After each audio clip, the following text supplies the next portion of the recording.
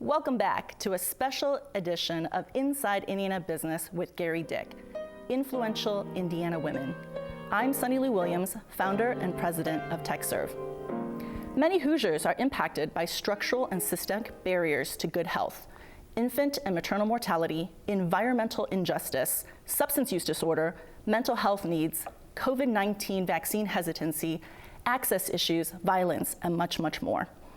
To help combat these factors, the Indiana Department of Health is implementing, through its Office of Minority Health, Together We Will, a mini grants and technical assistance program investing over $5 million during 2021 through 2023 in community initiatives that address health inequities for racial and ethnic minorities, indigenous peoples, and rural communities.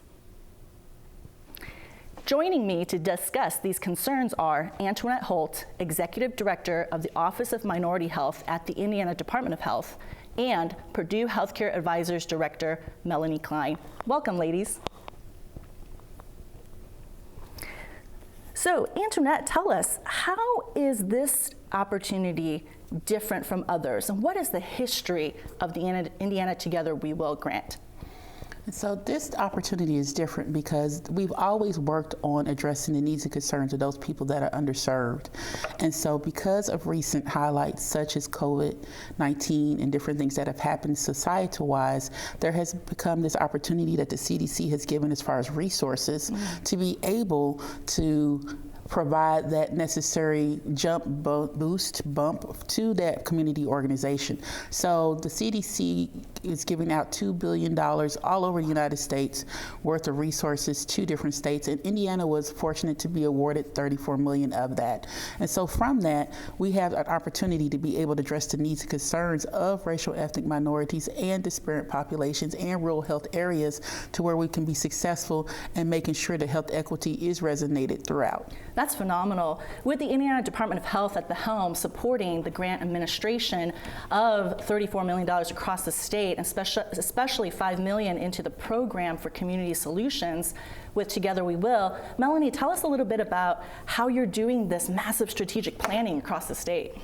Oh, absolutely. So yes, Purdue University is a primary partner with the Indiana Department of Health on this huge initiative called I Hope, which stands for Indiana, Healthy Opportunities for People Everywhere.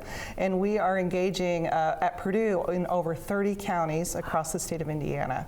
And we are starting with a bottom-up approach. So it's very much about listening and understanding what communities' needs are that they would like to work on as far as priorities, to begin to really accelerate our recovery from this pandemic and really focus on the underlying causes of why we've seen such disparities in health outcomes across our state. I love that branding, I Hope, with healthy opportunities for people everywhere. Talk a little bit about some of the services that you're offering to counties, really for community collaboration to come together to receive this funding and be sustainable.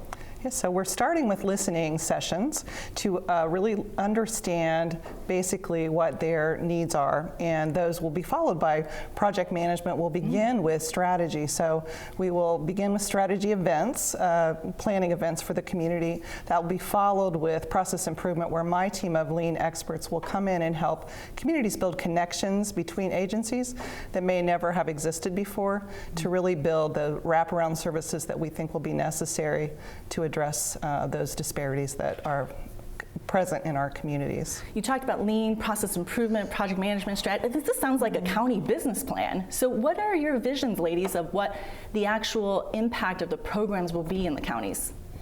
Well, our goal from the Office of Minority Health is to make sure that we're involving our community entities and partners, faith-based entities, people that serve underrepresented populations, that they're at the table, not necessarily brought at the table at the end, but they're part of the planning process, as Melanie has said there from the beginning, so we know specifically how to address their needs and concerns. And not only that, but be able to give them the skills, the guidelines that they need so they can be able to even further along, even after this grant is over, to be able to be successful in Indiana and making sure that they are reaching their communities. That's phenomenal. Well, Melanie, what additional areas do you look at for vision and impact into the community? So as Antoniette mentioned, that we're really looking to partner with non-traditional partners across the state of Indiana, and that is about for us to help them to address these concerns that oftentimes have been underserved, and we will look to bring people together and partner across sectors. So we're looking for employers, healthcare entities, as well as other non-traditional partners that may never, like I said, have been at tables, so community coalitions. Great. And to our business community, what is your single call to action for our employers and our organizations that are really developing workforce within their counties? I want them definitely to be part at the table because, as Melanie said, non-traditional partners are essential, but I think it's very important that they understand that health is more than just the physical aspect of how we feel, but it involves so many different things. So if you want your employee not just to come healthy, not to have a fever, but if they have access, transportation issues, food access issues, different things to help in that process to make it successful. Thank you so much, Antoniette. I really appreciate both Antoniette and Melanie being with us today and sharing more about both iHope and Indiana Together We Will. And we'll be right back after this. Stay with us.